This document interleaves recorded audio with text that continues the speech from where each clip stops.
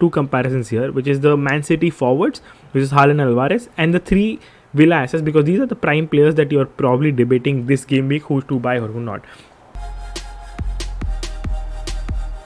Hey guys, this is FPL Tips and welcome back to the Game Week review video. In this video, we'll be reviewing Game Week 9 and we'll straight dive into the video without wasting any time. Here is the XG comparison fixture by fixture. When you look at the sticker, you see certain things odd. I think one of this is Brentford scoring 3 XG, which is something that they have not been doing for a while, and Manchester City putting up less than 1 XG.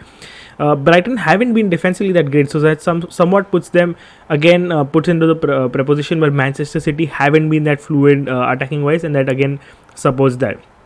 Newcastle also created 3.5 plus XG, which is something to note. Nottingham had 3 plus XG, and apart from that, pretty standard template. West Ham still managed to do a decent job with less than 1 XG. But that is it from these fixtures. I don't think apart from this there is something surprising or out of place. I think Arsenal also created 1 XG, which is also going with the trend. Chelsea had a good game. They should have won that one. But again, 2-2 still taking away a point would be a decent result for them at this point.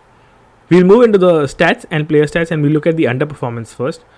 Here's the underperformance table sorted by XGI. These are the players which have underperformed the most this game week. The players that stand out to me are WordPress, Diaby and Mitoma. I think these are the ones that really underperformed. Mitoma not so much. He looked really lively, and going ahead he could be like the 6.5 million player that you want in your team.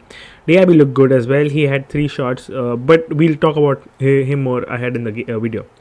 WordPress again racking up 0.6 XGI, should have had an assist. I think I watched as per the game and the stats, he could have had an assist, but nevertheless had a decent game.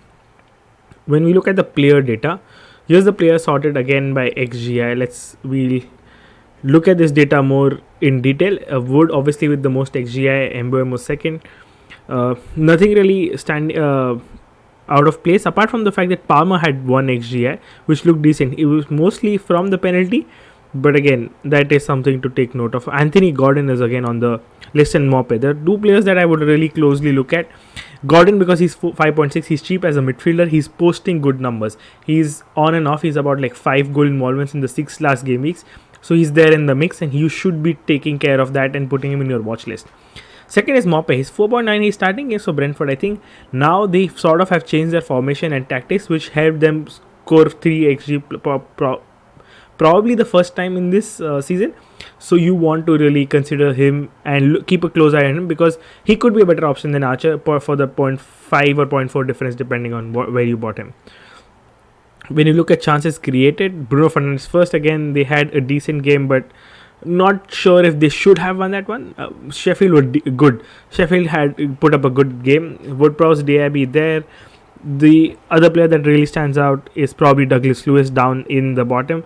Here's Douglas Lewis, 3 chances created by him versus Diaby's 4. So something to take note of. When there is big chances created, there's not much. Jacob Murphy has been putting up some decent numbers, but again, I think it's more of a form thing rather than long term. I wouldn't really look at him as an investment point of view. Saga has poor numbers. He created 3 chances but has 0 shots. Something to take note of, and only 0.16 XGI.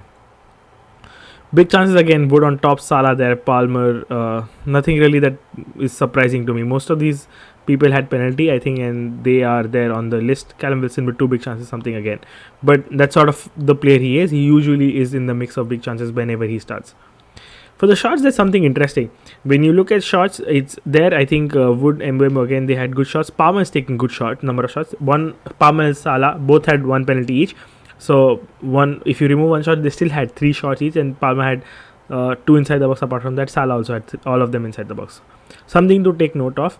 Watkins is again an impressive player. He is looking fabulous. He looks in a player who's riding on confidence, looks in form, and I would really prioritize getting Watkins as of now. And I wouldn't look at other players first. I think he is a mandatory. The next 2 or 3 fixtures are prime fixtures for Watkins. I think you should shift and get him. Now, whether a sacrifice needs to be made for Haaland, Alvarez or Darwin, that's something to talk about. Other players, there's no other real stat there. Shots inside the box. Most players had decent shots inside the box. People who had high shots are shooting. Doku has a good number of shots inside the box. 3 shots, 3 inside the box. Something again that's taking off. Maybe that could get converted something. Non-pen XG, again, nothing much. Now, an interesting thing here is that you don't see two players, or in fact any apart from Doku, any players from Manchester City, and that's probably what we need to talk about. Let's look at some comparison data. I've put up two comparisons here, which is the Man City forwards, which is Haaland and Alvarez, and the three Villa assets, because these are the prime players that you're probably debating this game week who to buy or who not. Now I've put Douglas Lewis in the mix. First I'll address Villa. I've put him in the mix because he's almost matching Diaby's numbers. He's cheaper and he has also got penalties. So when you're probably on wildcard this game week, a lot of people are on wildcard. You can consider him as a cheap alternative, or maybe if you want to fund someone like a Watkins up ahead, you can use him as a placeholder at 5.4, or maybe go Palmer. Those two are the players at the cheap price I'm looking at. Watkins again has great numbers. You should be targeting him. But who should you sell, Alvarez or Haaland? Let's say you're an up 2 formation, you want to sell one of them.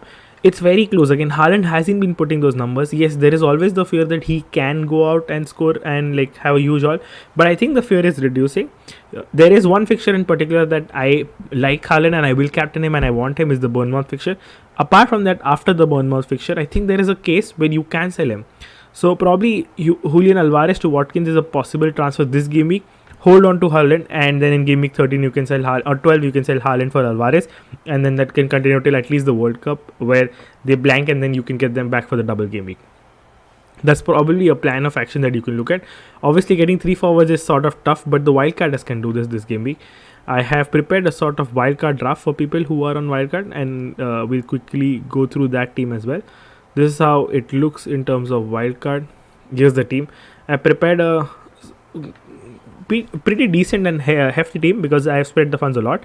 My team value is high, so you might not be able to afford the exact team. In that case, you can downgrade Fleck into maybe and Turner. That's fine. The defense is, the keepers are Fleck and Areola. The defense is Gabriel, Tsimikas, Burn, Udogi, and Kabure. I can't afford Scar, so I've kept Burn. Botman is out, otherwise he would have been my preference. Palmer, Salah, Madison, Saka, and Bowen. That's a strong midfield. I think that's a very balanced, strong midfield. And up top, we have Watkins, Alvarez, and Haaland. That's sort of a attacking 8 and a defensive 4 that can all play. I think it's a pretty balanced team on wildcard. You can always shuffle around. You can go on up to formation, increase, get Palmer up to maybe a Martinelli. If not, a Mitoma can be there. And you can always, eitherwise, you can put your funds into upgrading Burn. Now, the reason I've kept Burn, Tsimikas, and Gabriel, I think those are the defenders I want to start in and out. Udogi is sort of a tricky pick. You can keep him now on wildcard in game week 10, but maybe look at selling him for someone like a Mitchell or maybe double defense on Arsenal, because they look like the guys who have good fixtures coming up ahead. But yeah, this is it. I have tried to keep this review as short as possible. There's not much to talk anyways. I think the Spurs fixture is also remaining, so that will give us much more light on what's going to happen with Spurs and how you should sell Son or not. Again, obviously in this draft there is no Son because you need to have fun somewhere. You can obviously get Son by selling Haaland, and that solves a lot of problems, but that is a decision to make. But I will leave it here, not stretch this video too long. If you like this format of quick stat updates, let us know in the comment section below, and I'll see you guys in the next video. Thank you. Cheers.